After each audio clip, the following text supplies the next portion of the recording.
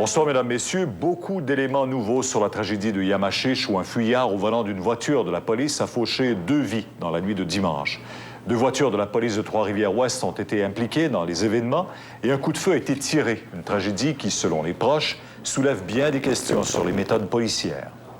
L'interception le long de la 40 s'annonçait pour être hors de l'ordinaire et a finalement tourné au cauchemar. Les 2 policiers occupés à l'extérieur ont été les plus surpris de voir leurs prisonniers, pourtant menottés à double tour, partir avec leur voiture. Une seconde autopatrouille, déjà arrivée en renfort, va alors s'accrocher à ses talons.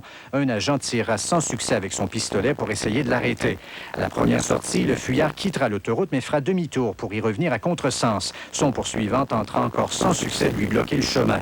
Toujours en sens inverse, la poursuite va repasser à vive allure devant son point de départ. 2 kilomètres plus loin, sur un viaduc, ce sera l'impact fatal.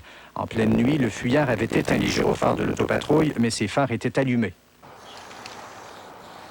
Sur la chaussée, il y avait des traces de freinage. On a donc pu établir que les victimes ont bel et bien eu le temps de voir venir l'impact. Le conducteur de la Jetta a eu le temps de voir la voiture. Il a tenté une manœuvre d'évitement, un braquage à droite, un freinage d'urgence qui se sont avérés inutiles. Celui qui a causé ça est loin d'être un enfant de cœur. Il avait un passé de cambriolage, de drogue, de violence, de conduite dangereuse, de facultés affaiblies. Il avait d'ailleurs été pris ivre au volant en janvier dernier et roulait depuis sans permis.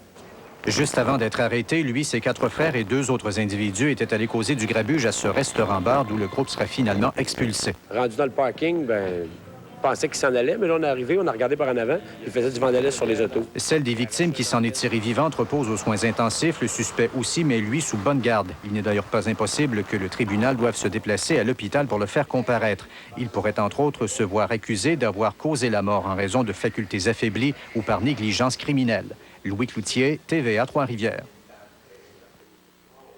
Il y a vu des lumières, mais c'était trop tard. En un instant, la mort est venue séparer 3 grands amis. Le conducteur, Vincent Lopez, 27 ans, est mort sur le coup, tout comme Joël Mosniog, aussi âgé de 27 ans, qui était couché à l'arrière. Seul Tony Di Santo a survécu. Il souffre de nombreuses fractures et un poumon perforé.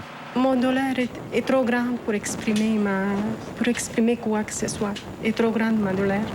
La moitié de moi est mort avec Vincent. Je peux pas.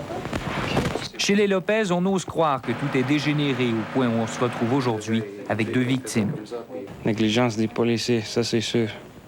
Moi, j'arrive pas encore à croire l'histoire qui est passée. Un gars manotté mettait en arrière de la police, puis embarqué avant.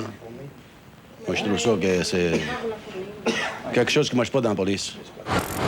Selon les policiers, il semble beaucoup plus facile qu'on le croit de ramener ses bras vers l'avant lorsqu'on est menotté dans le dos. Il y a possibilité pour des personnes souples, des petites personnes de petite taille, peuvent se délivrer de l'emprise de menottes à l'arrière et les ramener vers l'avant.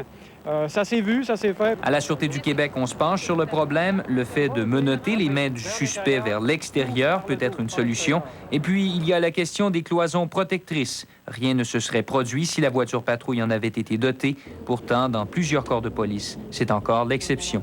Jean-François Guérin, TVA, Montréal. Une page d'histoire qui se tourne à la CSN après 16 ans à la présidence. Gérald Larose tire sa révérence. À l'aube d'un nouveau millénaire, le temps est venu, dit-il, de